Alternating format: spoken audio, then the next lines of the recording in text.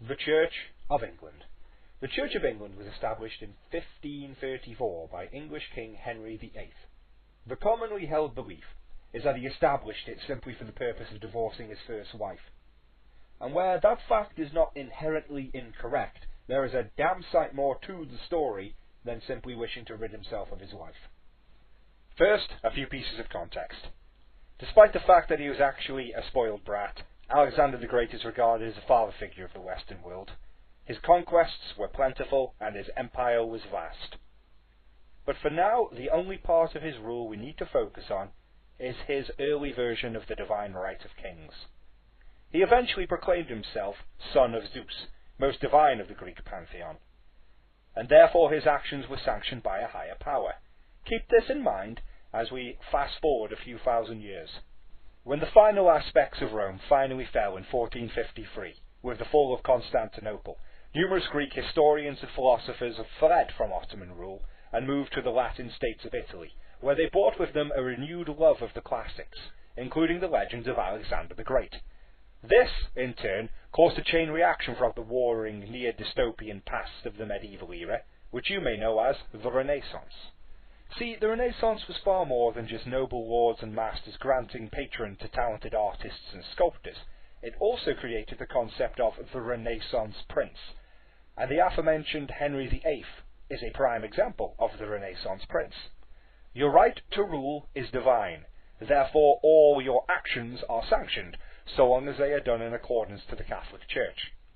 England was something of the red-headed stepchild of Christendom, being a remote island, but still a part of Christendom nonetheless. And then all of that changed with the work of the monk Martin Luther. I already have an episode on that guy, feel free to check it out, but for the sake of convenience I'll keep his work brief. Martin Luther created what we know as early Protestantism. From going through the Bible with a fine-tooth comb, the core rulebook of Christianity, he discovered that there is no purgatory, and that the power of the Church should be greatly limited. The bloated mess of Catholicism had grown fat from indulgence and greed. Several German princes, realizing that they didn't have to take orders from the Catholic, their right to rule was now sanctioned and absolute, gave their authority and protected him. At first, Henry VIII denounced Martin Luther as a heretic, earning the British monarchy the title of Fidelis Defensor, Defender of the Faith, which to this day is still on British currency.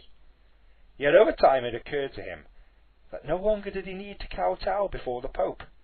Rome didn't need to be the supreme authority over him. In fact, the Pope had no right to be the supreme authority over him. He did, though. He was king.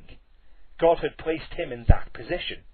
It was his duty and right given by God, and little stopped him from making his own church, complete with blackjack, hookers, and a bountiful amount of wealth which he looted from the monasteries. Now back to the original point. Divorcing his first wife was something of a benefit on the side, but it was far from a paramount reason. In essence, you can think of splitting away from the Catholic Church as Brexit version 0 with more dead monks, and you wouldn't be far off. I've made this subject dreadfully simple with any hope, and I hope to see you all again soon.